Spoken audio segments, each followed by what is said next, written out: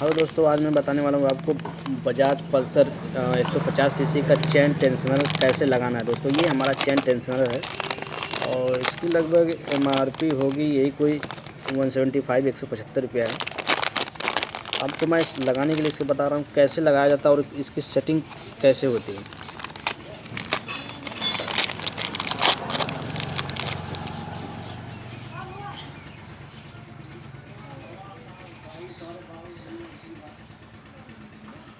ये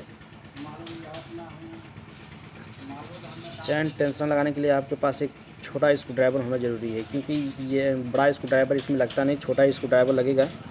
और चैन टेंशनर की पहचान ख़राब और अच्छे की कैसे होती है, देखिए आप जब इसको टाइट करोगे तो ये जो है अंदर की तरफ जाता है, और जब इसको आप जैसे ही आप इसको ड्राइवर में निकालोगे ये ऑटोमेटिक बाहर की तरफ आ जाएगा। देखो, ये देखो, अगर आप ऐसे टाइट करने के बाद अगर छोड़ देते हो और स्क्रू ड्राइवर निकालने के बाद ये बाहर नहीं आता तो समझ जाओ कि ये चैन टेंशनर मतलब ख़राब है।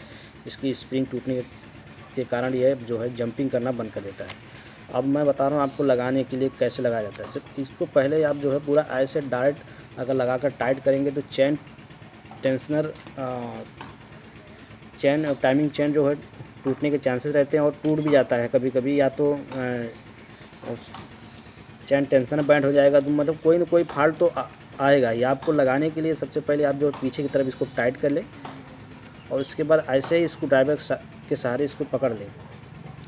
पकड़ने के बाद आपको जो है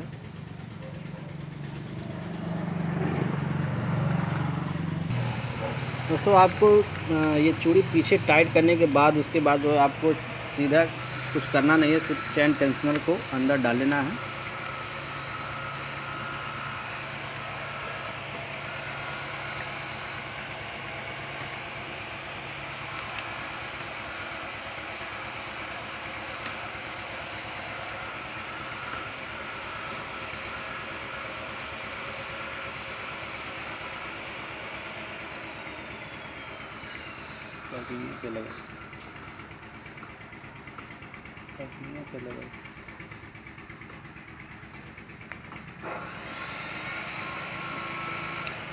इसमें पैकिंग लगाने की ज़रूरत नहीं, किसमें ये देखो रबड़ की रिंग दी हुई है साथ में इसके।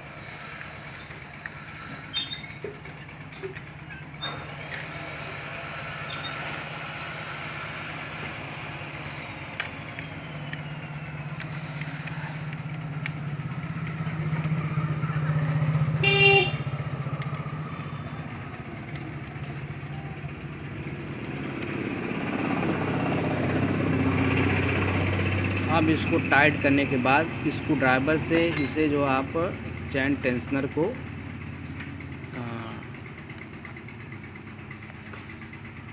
ढीला कर दीजिए। अब ये चैन टेंशनर जो है ढीला हो चुका है।